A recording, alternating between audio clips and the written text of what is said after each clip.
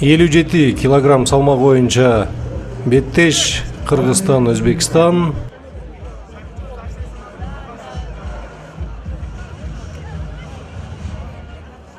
Назарыңыздардагы мушкерлер, сол жактагы мушкер Чынтемир Улуу Тилек,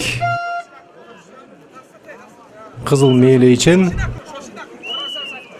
Бишкек шаарынан келген мушкер, Лига клубунун машыгуучусу, анын атаандашы Караш орта көк Мээлейчен, Бактиёров Шахзод, Өзбекстандан келген спортчу, Узфайт спорт клубунун машыгуучусу.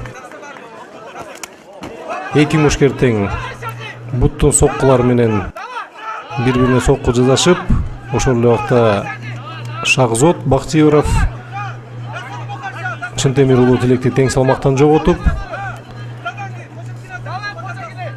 азыр түз соккулар менен тең салмактан жоготуу аракетин көрүүдө, бирок Чынтемирге мүмкүнчүлүк түзүлдү колун алып кетүүгө.